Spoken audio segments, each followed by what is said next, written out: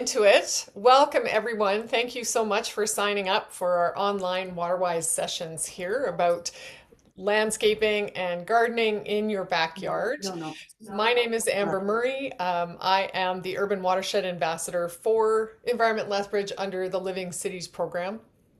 I've also been a landscape manager in some form for my entire adult life. Over half of that was spent in turf grass management, and a good 10 years of that was spent in a national park at the Fairmont Banff Springs, where we managed that turf grass from the ground up and did not use after a few years in, we did not use any pesticides, herbicides, fungicides, and in fact used culture and fertility techniques. And that is the basis of this today. Is it's about learning how to sustain turf in any form, whether it's turf grass, like managed turf grass, or if it's aesthetic turf grass, as well as how to get rid of it if you wanted to slowly. But without further ado, Environment Lethbridge acknowledges that we are gathered on the traditional lands of the Blackfoot people of the Canadian Plains, and we offer respect to the Métis and all who have lived on this land and made Lethbridge their home. As environmental advocates, we understand that this place provides the physical, cultural, and spiritual needs of the Blackfoot people. And as we look to the future, we hope this place and its peoples are cared for and stewarded by all with a spirit of reciprocity that sustains us for generations to come. We commit to understanding our role as treaty people, to not flinch in the face of history, and to act in reciprocity with the land. So welcome. You'll see that today is turf in the sustainable yard. That picture was chosen very specifically, and we'll talk about it in a little bit. But this is what we will be talking about today. And sorry for the movement of the screen. I have one small laptop, and trying to get everything on the screen is a little bit difficult. So things will kind of move around a little bit, but we'll always come back to the main screen.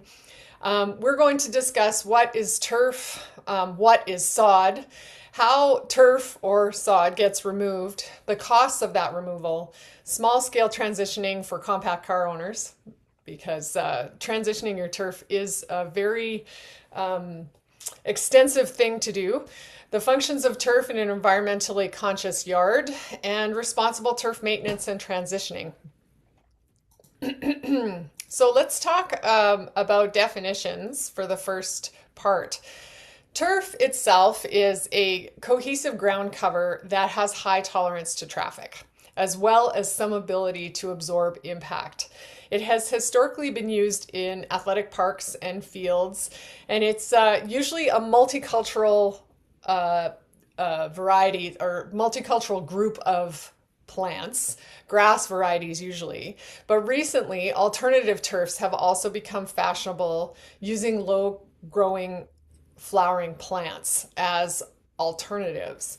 Sod itself is a term that refers to grass turf, and it refers to the removal of it. So what it looks like when you're looking at it from the side.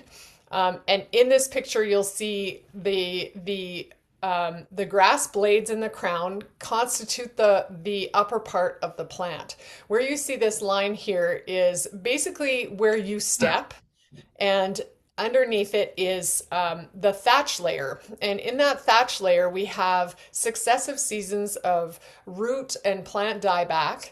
And it's part of the reason why turf is so high in nutrients. It's a very high nitrogen plant.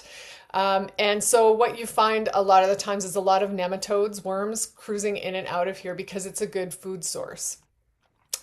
The soil is the issue with turf removal and disposal, because it's caught up. You can see these little brown areas. It's caught up in the thatch layer. We have to remove this entire layer if we're going to transition a turf away from grass, because little pieces of viable root, as well as the seeds that are trapped in there, will re-emerge or re-erupt as soon as it gets enough sunlight and moisture.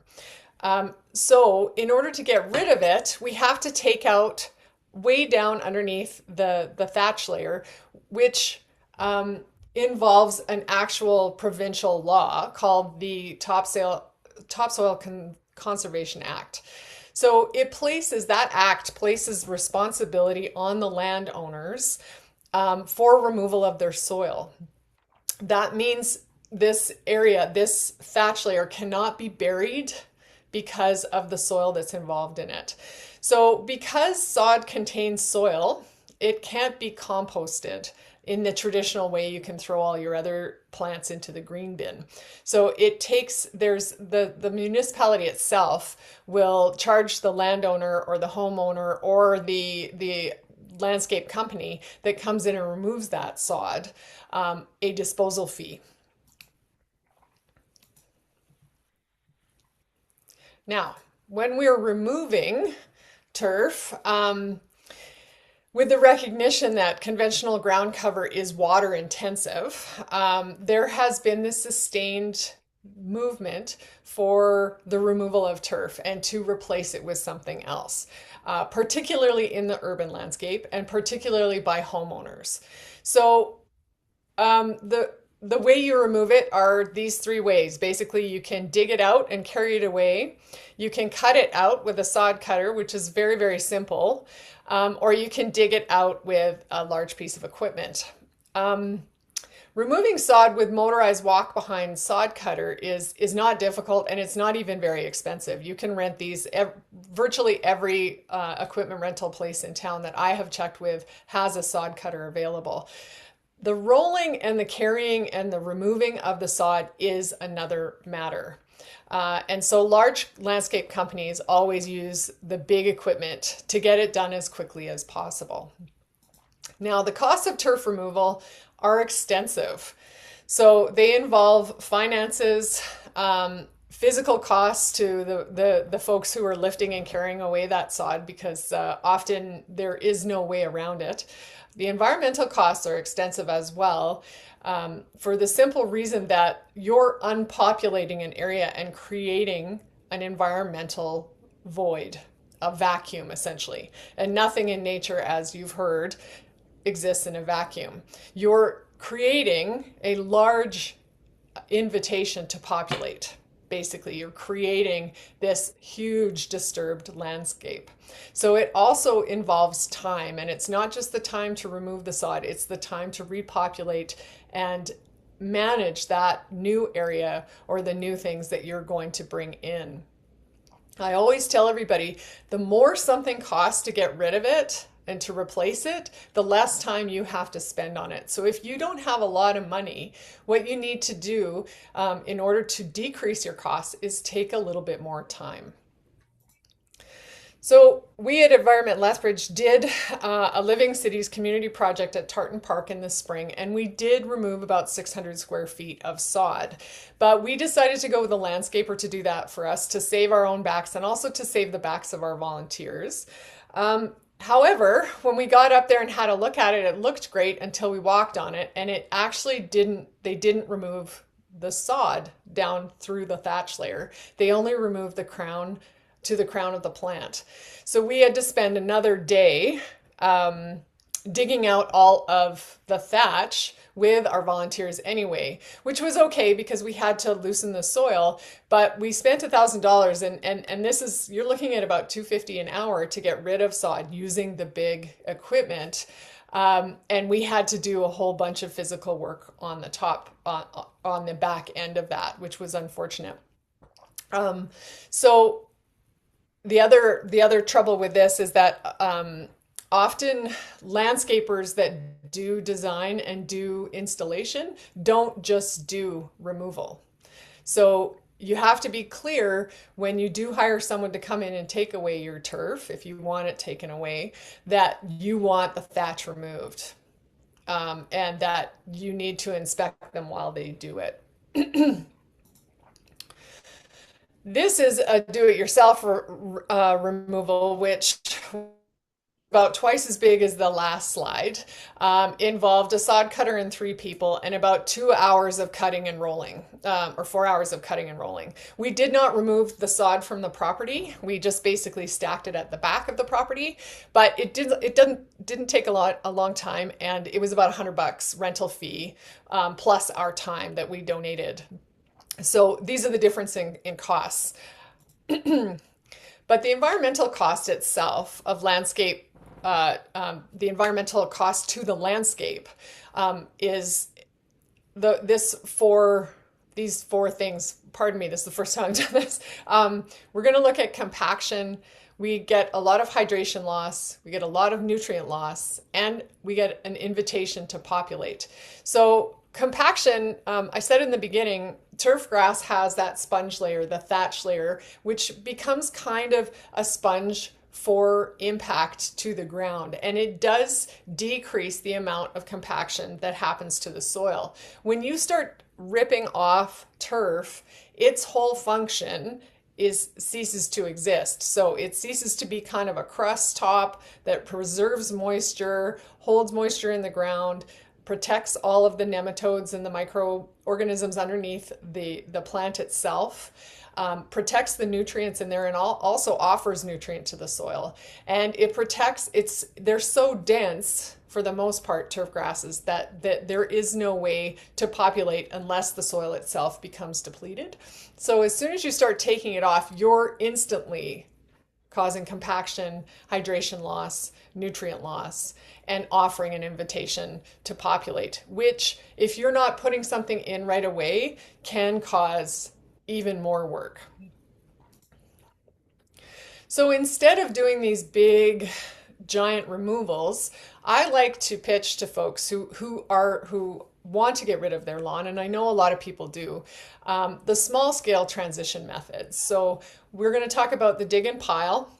We're going to talk about the lasagna method, which is covering your soil and building new soil underneath it. We'll talk about pot gardens, which are my favorite, and eating away methods of perennial gardening and how to extend your perennial gardens away from an outside in, or from the inside out.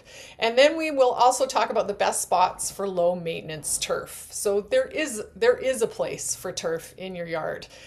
It's just knowing where to put it so that it doesn't cost you all of your water and all of your nutrients. So the small scale transitioning, digging and piling to harvest soil, it's actually surprising how much dirt you can get out of turf. So if you take out bits of turf grass, whether you're digging it out of your existing perennials or doing a lot of edging along your walkways and around your beds, if you can find a spot that is pretty shady and it isn't viewed from the areas of your garden that you want to be aesthetic, you can just pile the turf in there. Just pile it into a big turf or into a big pile. And what happens is the turf grass plant itself will start to shrink. As soon as you take it out and expose the tops and the bottoms, it'll start to shrink and it will drop that soil. So if you have every week or every couple weeks, if you just kind of kick it around, or you have a dog that likes to dig, just start banging the turf, and you'll find in a few months, if you do one session of this piling, that you actually get a pile of topsoil that's usually full of worms, and you can take that plant that you bang out that's nice and dry and throw it right in your green bin. And I have checked with the city on this. As long as there's no soil on that turf, it can go right in the green bin. So having a turf pile is one way that you as a landscape manager can preserve that topsoil and use that soil for yourself. That soil is full of nutrients. It's full of microorganisms and nematodes that will help your garden. The second one that I like to use, especially during the summer when I don't want to be creating big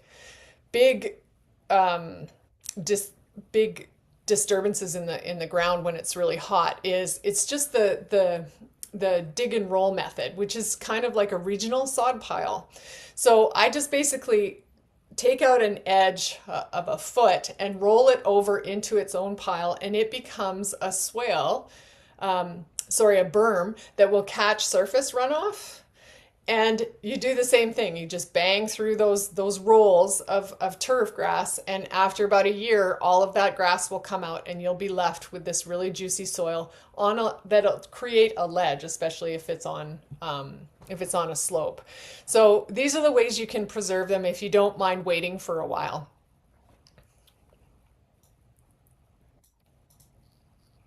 And remember, I'm cruising through this because I've put a lot of information. If you have any questions as we go along, throw it in the chat and we'll talk about them afterwards. Now, sheet mulching, or the lasagna method. I know a lot of folks who are really, really excited about this. From a landscape perspective and talking to landscapers, this is a very, very intense method, and I'll talk about it a little bit. It's probably as intensive as turf removal, but it's a really good option if you have an area that you don't need to do anything with for a while and it's just driving you crazy and it's level. You can do these lasagna method gardens, and what will happen is you'll actually build the soil. So proper sheet mulching actually involves you cutting the lawn right down to the crown of the plant and leaving all of that high nitrogen plant there, throwing on some raw manure or unfinished compost, so it has a smell to it, right on top of all that extra nitrogen, and then putting the sheet mulch on top of it, so cardboard and newspaper. Now these things are tough to get a hold of these days because a lot of I know I've tried to get a hold of newspaper, but they end up being recycled for money through the big companies, so it's hard to get your hands on newspaper. But if you are a subscriber and you have a big stash of it, works really well. And cardboard that doesn't have a lot of plastic or paint or anything on top of it. Everything has to be covered up so the soil is completely covered on top of that raw nitrogen source. And then you cover that with a topsoil if you can, and you cover that with up to a foot of mulch. So you're bringing on all kinds of things into your yard. But if you happen to, I don't know, have taken a tree out and they left the mulch for you, and you've got a stash of cardboard or newspapers kicking around, and you have a small area where you want to build the soil up and make a garden in the future, this is a great method for you. It needs to be level because in our area, the arid climate or semi-arid climate that we live in will dry out completely that top layer, including the sheet. And so it kind of becomes a slide for water. These methods were originally developed by a lot of young permaculturalists that had huge amounts of land and lots of soil and lots of mulch that they could use this method in. So it's not necessarily the greatest method for semi-arid climates because it does require irrigation. You can't leave these mulch piles just to dry out because they become they kind of do the opposite of what they're supposed to do. You can use just cardboard and mulch in an area under trees if you wanted to stop weeds. It works really well. But again, it needs to be an area that is irrigated. So if you're trying to cut down your irrigation, trying to look more into water-wise directions, this might not be the best thing, particularly if we're heading into a drought year. But definitely give it a try if you have an area that you can wait on. Are we doing 20 minutes? Okay. So let's talk about small scale transitioning in regards to pot gardens. From counterclockwise from this picture on the left, we'll go. I just wanted to talk about how another way to get rid of your turf is to either make small gardens or make a garden out of your grass. So this first one is actually an English garden, and this is kind of pretty normal in England and has been around for a long time, hundreds of years, where they cut into the existing native grassland just a pathway, and then allow these areas to grow into native grass areas. Now, the nice thing about grass is when it's allowed to grow and go through its life cycle, it starts to clump up. So if you don't mow it, it will eventually start to look a lot more like a garden. And the way that you manage those areas is you can take plants out that you don't want. You can just dig them right out, throw some dirt in there, let something else grow. Throw some seed in there, let something else grow. So this is great in an area that has really good multicultural, really like a multicultural population of plants. But it doesn't necessarily work in areas that have been strictly Kentucky bluegrass. Kentucky bluegrass isn't a very attractive plant. This one looks similar, but these are actually aesthetic grasses. So what has happened here is they've mowed their pathway down and dug out the turf grass and put in the feather reed aesthetic grasses and the clumping weeds, the feather reed grasses and the clumping grasses. And I really like this look, and this would work very, very well in Lethbridge if you did it small scale, using the clumping grasses close to your pathway and then taller grasses as you go away from the pathway. It creates this kind of almost like a maze look to it. We do have tons of these grasses that do really well, but again, this is a pot garden installation where they've taken out a section of turf, fluffed up the soil, and replanted with perennials and mulch. Now this one here is a pot garden similar to these. But what we have in this pot garden is a surrounding area of perennials and flowering annuals.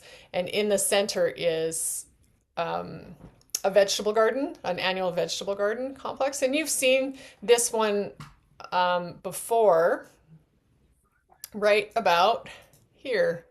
That's the original garden. So that's what you can create by taking out by taking out an area of your turf, and you leave the pathway in. Now, if you wanted to do even smaller transitioning and not have these big pot gardens, you can work from the outside in really, really well. And you just shave an area around the perimeter of a plant or perimeter of a lawn, and you can put in anything. This one on the right is one of our WaterWise participants. They basically just took the edge out of their lawn and planted wildflowers. Just your basic wildflower mix, shook it there. And what happens every year is that it gets bigger and taller and starts to take over a little bit more of the grass and becomes a living berm, which captures all of the surface water that flows down that lawn. It's a really great method, and every year if you wanted to take another 1 foot or 2 foot strip out, or just dig it out and plant some more, you could have a completely wild grass lawn within 5 years.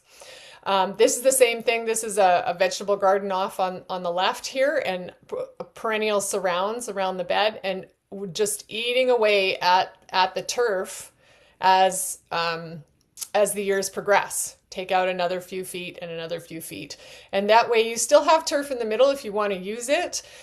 Turf is a decent ground cover, keeps the moisture in the ground, and it's also a permeable pathway. So now we're gonna move on to what are the best spots for some low maintenance turf in your yard if you are going to keep it or you do want to have some.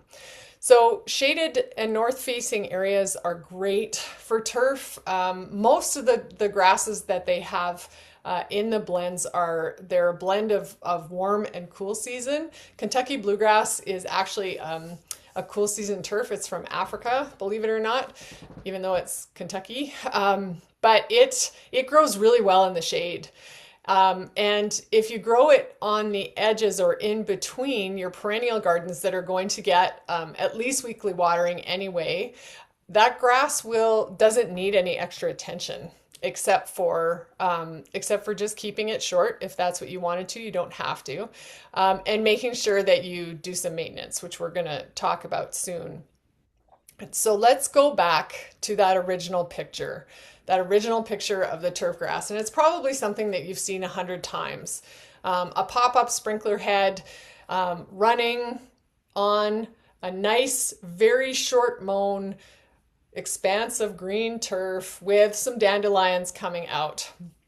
Now, I want to bring your attention to the problems with maintaining your lawn like this. The first is that the underground sprinkler is likely on a schedule. So when you put your grass on a schedule, it almost alleviates any responsibility you have as a landscape manager to understand how that moisture is working for your plant. If your plant starts to get a little bit yellow, you just turn up the times on your sprinkler and you don't really think about it.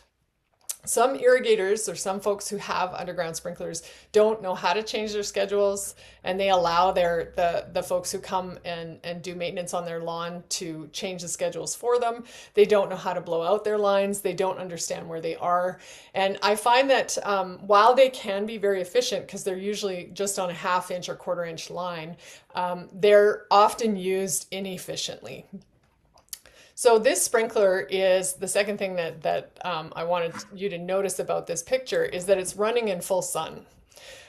So running your sprinklers when it's sunny out increases the evaporative loss of water. And if you're running it in the heat of the day, you might also be watering at a time when the plant is unable to take up that nutrient, take up that water. So watering in the sun, particularly in the wind and in the heat, is unsustainable irrigation. It should be done in the shade in cooler temperatures, so evening, morning, or overnight, and when there's no wind. So for turf, it's not like vegetable gardens. You don't really have to worry about a lot of mold and things like that, and top watering of vegetables, that kind of stuff. You can water it overnight, but it needs to be you need to be attentive to the water in order to be sustainable and conserve your water use. So grass height, as I said, this is very short grass. This is probably down to 1/2 inch height. In order to decrease water requirements, you need to increase the height of your grass. So low mowing heights negatively affect both humidity and root depth, and we'll talk about that in a minute. And finally, when you see dandelions on your lawn, and I know a lot of folks who are into transitioning their turf are also very into dandelions. Dandelions are an introduced species in North America. They were originally brought here as a vegetable.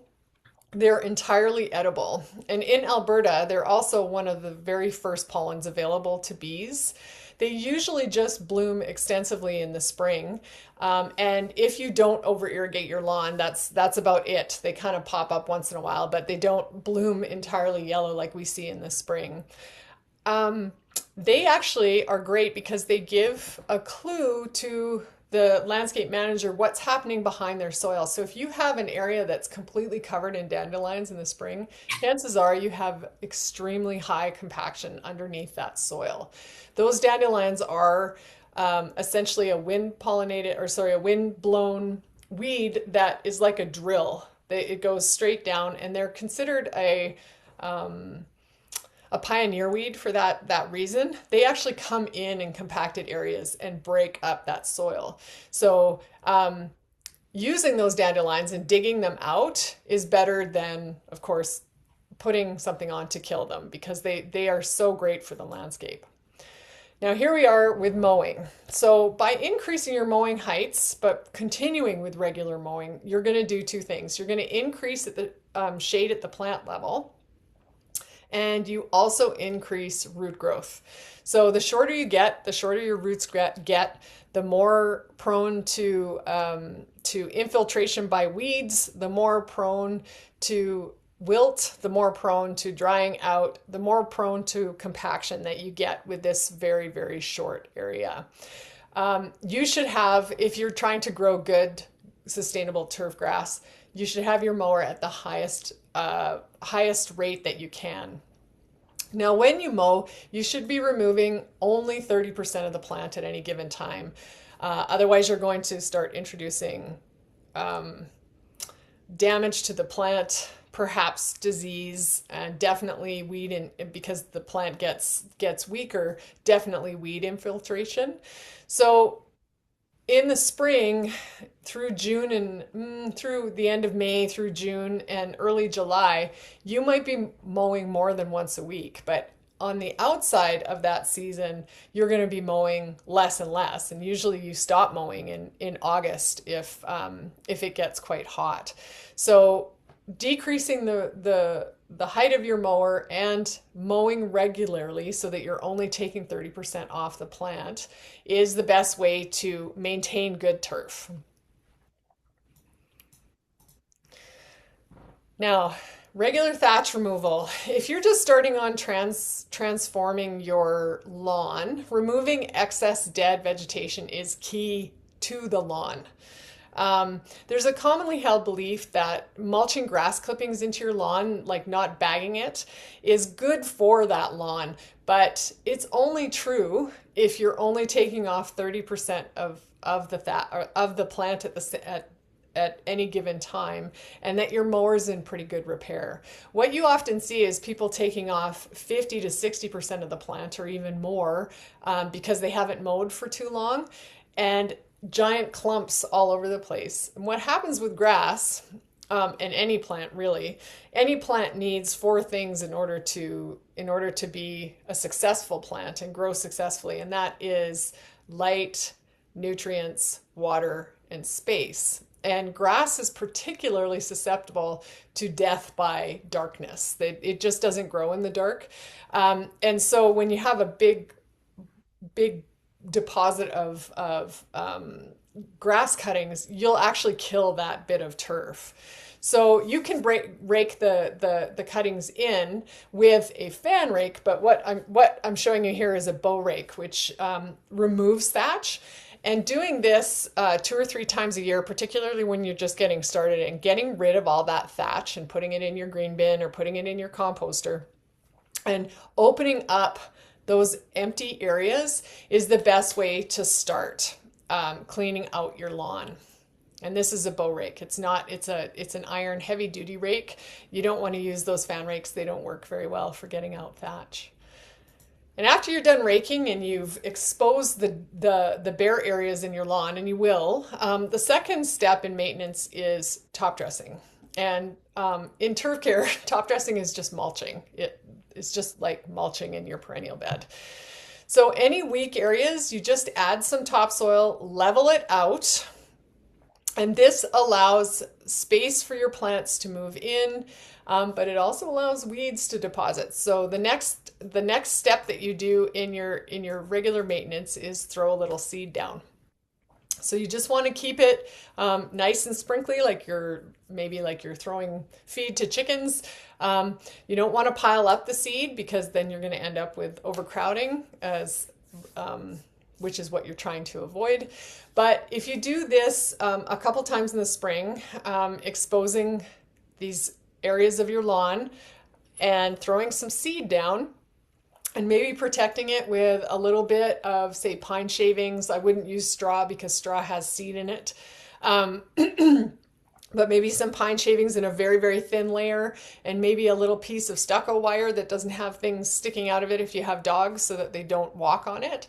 This will cause better growth in your lawn. And the kicker is you don't have to use grass seed.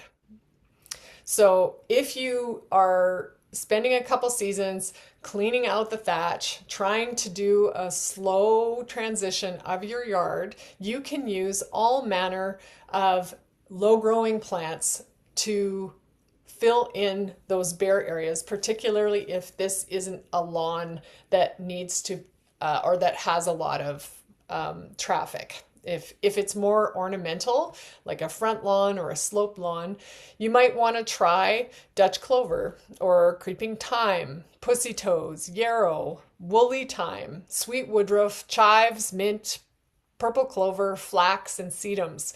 And all of these things will grow in those holes. And all of a sudden you come up with a mosaic. Now, if you want to have a lawn that you can walk on that is also a mosaic and also a little bit more colorful, but you don't want to get stung on your bare feet by bees or predatory wasps, then keep mowing and try things like native grasses. And yarrow is a good one if you mow. It stays nice and low and nice and green. And micro clover is also better than the Dutch clover. But this is what you could end up with in a couple seasons, no problem. Very inexpensive way to transition your lawn. Now the trouble is, oh, we're getting late. Okay, so I'll try and I have 3 more slides, but if you're starting to think of your lawn through this presentation as more of a garden than a lawn, then you've come to the right mindset, because a properly maintained multicultural lawn is just a garden with a lot of small plants that have grown together. So every mature garden needs, even shrub gardens, needs thinning in order to stay healthy. So every managed landscape needs some kind of thinning in order for it to continue to grow healthily. Otherwise, you're going to start losing plants and other things will move in. The best way to do that in a lawn, even if you're using low-growing perennials like sedums and clovers, is to take plugs out. And if you don't want to bring in an aerator, which is another thing that just compacts your soil and breaks your plants, there are manual core aerators that you can take, that you can just step on, especially if you just have little small pieces of lawn. They're really easy to maintain, followed by top dressing with no seed in it. You just try to fill in those holes with some nice fresh dirt, maybe with a little bit of compost in it, and the lawn will love you. Now these are all available in Canada if you want. This one on the bottom is on Amazon. I know I'm not supposed to talk about Amazon, but if you wanted to have a few more tines, the problem is these are only about 6 inches wide, so you don't want that many tines. They get stuck. The 2 tines are just fine, and you're just trying to give some air and space to your plants. Now, irrigation, one of the most important things. When it comes to irrigating your turf, the most recent research that I just got from a friend of mine who works at the Turfgrass Research Institute up at Olds is that they only require, in order to stay green, they only require about ½ inch a week. However, that ½ inch a week is assuming that there is a good soil structure underneath. Basically, it's a ½ inch a week based on ground up, we've replaced the turf, and this is what it needs. So I would still go with the 1 inch a week, which is a can of tuna. And if you place that can of tuna midway between your sprinkler and where the very edge of your sprinkler hits when it's on full, that's how long you time it for to fill up. And that is how long you water per week. Now, this little guy here is one of my favorite turf grass sprinklers. They just spin. It has the most similar spray to rain, so it has a nice even mist almost. They can't be used in the wind. They just don't work. And again, don't use it in the sun. Don't use it in the heat of the day. But if you like a good consistent delivery, and let's also keep in mind that that bright green look that you see in grass, you shouldn't see it at the end of July. That is also unsustainable. It's not going to be as emerald green as, say, Ireland or England, where they get a lot of rain, but it will look nice, particularly if you have some perennials around the outside of your turf, and it will maintain its permeability. I know a lot of folks who are like, I don't water my lawn, I don't like it. The problem with that is you basically create a hardscape. So if you let that lawn dry out every summer, your turf, your thatch layer at the bottom is also drying out, and you're creating basically concrete so that nothing can permeate that area. So it's better to have a very low management of your turf, particularly if you have a lot of trees, in order to preserve the health of your soil. Or you can go to natives. But that is my very fast. I tried to get it down and I couldn't. I'm gonna have to shave some more stuff off.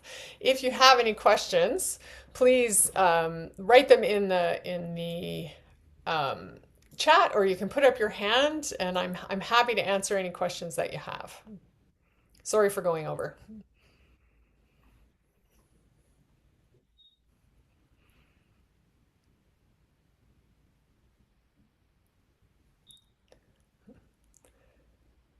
Did you put your hand up, Michaela? I can see Yeah. you. There you Hi. go. This Hi. was this was very interesting. I was well. Thank you. It's nice to see you. Nice to see you. Um, I don't know if anyone has a question because I would have questions, but not for turf because I don't have turf, but I have a different experiment. Well, go ahead and ask your question, and one just popped up here. So I'll answer your question, Michaela, and then I'll answer the question that Sheila has asked in the chat. Go ahead. So we have a rental property where we took out turf, or somebody took out the turf for us and planted white Dutch clover. And Mm, it was very good the first year. And the second year we had more weeds coming in. And the third year we put compost on top of it. And we probably put too much. So the clover didn't have a good chance to come through. okay. So now another, I don't know, 2 years later or so, we have lots of crab grass growing Yeah. there. So And if you want clover, clover is a nitrogen fixer. It doesn't need compost. It fixes its own nitrogen. So giving it more nitrogen actually, like, it overstimulates it. It makes it really squashy and green, and it introduces like disease into clover. So any of the clovers, um, I oh, think it it's was, I should maybe say it was a new build. Like the ground was very compacted. yeah, It's at the edge of the city. There's lots of things coming out from outside. So yeah, we had this suggestion to put compost down, whatever. like Now, mulch, wood no mulch. compost, like Oh, soil, basically, right? right. Um, And yeah, no, I think it was an invitation for things to come in. And now we planted some other native grass seeds. We have yarrow in there. And, nice. and so the yarrow is doing really well, but there's a big area with crabgrass, and I was thinking how to get rid of that, and it was told to me it was very hard. Yeah, you have to dig crabgrass out. It's got a really extensive root system, almost like clover, actually. And it's a very nutritional plant, that crabgrass. Like you'll notice dogs really like to eat that kind of grass, the really Yeah. fat leafed grass. Mm, So if you don't want it, just treat it like a garden. Go every couple weeks and just take a shovel and dig it out, and then put on top of some, it, just put topsoil and mulch. Don't put any nitrogen fixing in that installation anymore, or any more nitrogen on it, because that area already it has already lots. fixes nitrogen. It'll have lots of that in the soil. So the best thing you can give clover, um,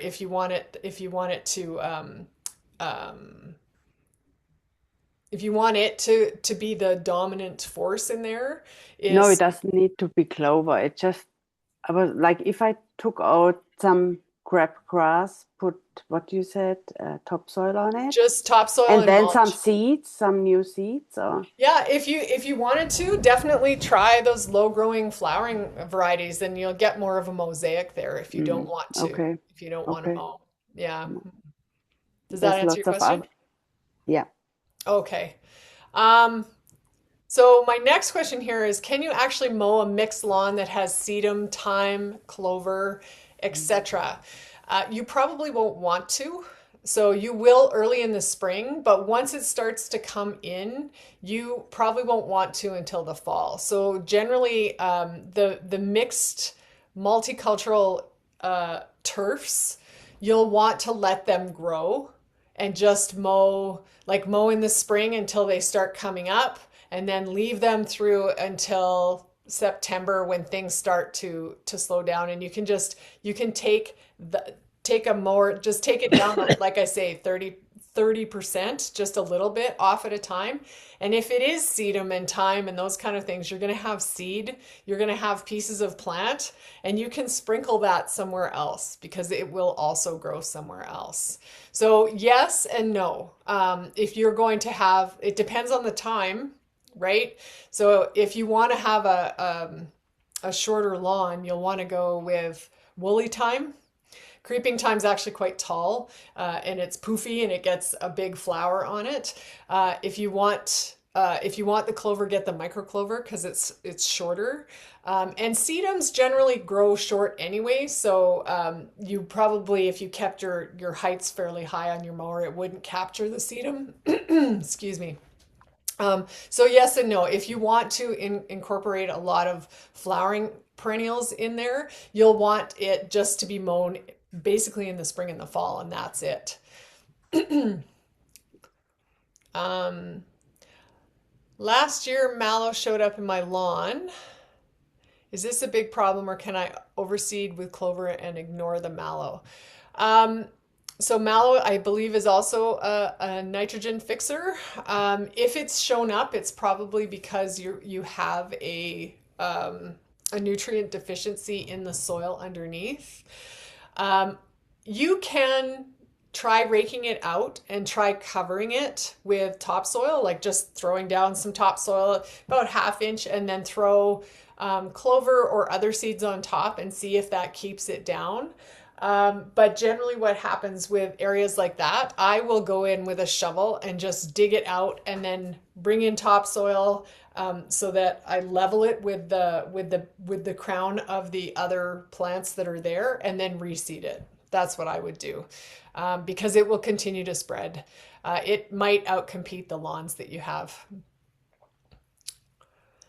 If established turf or alternative in a new area for the first time, what are the requirements? Okay, great question. The watering requirements to establish turf, if you've seeded, is it has to stay damp.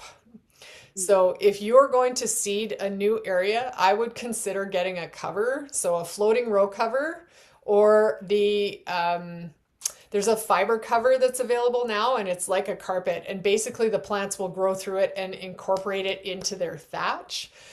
Or you can put a floating row cover and just and weigh it down until the plants have erupted.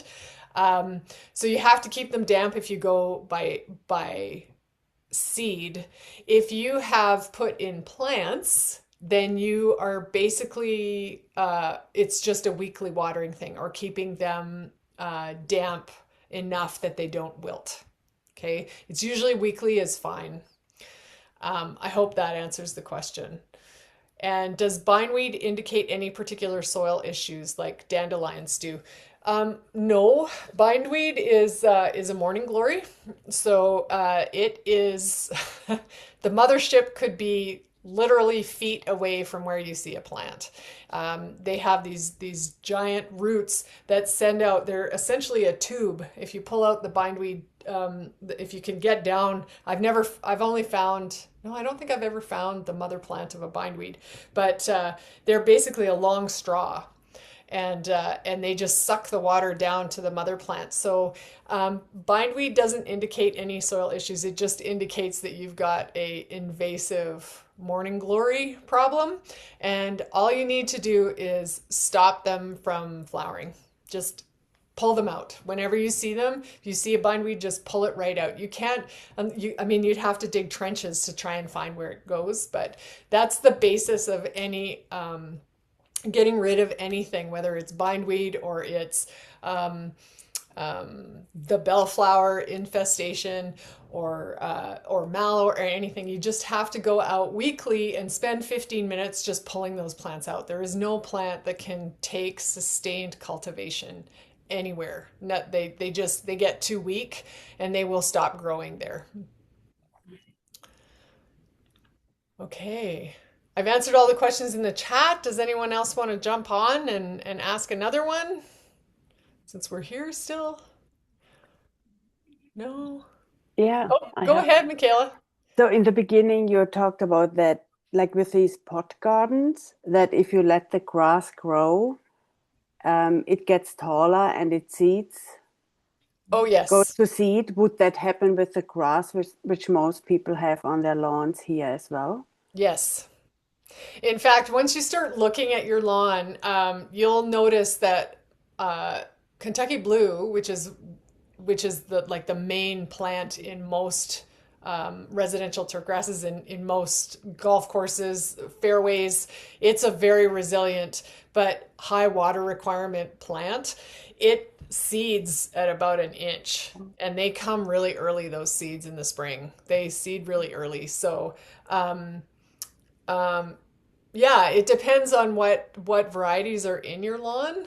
And if you're collecting greens, like if you're mowing and you want to use that if you want to bag it and use it for mulch, you have to be careful what you're picking up because you might be Mm. putting the bluegrass seed right into your garden or into your other gardens. So yes, the grass will seed. Okay. And And would if that you be a good, I don't have any lawn, but I'm just right. interested, would that be a good thing if somebody does that to let it grow and maybe change? Well, if we go back to um, where is it?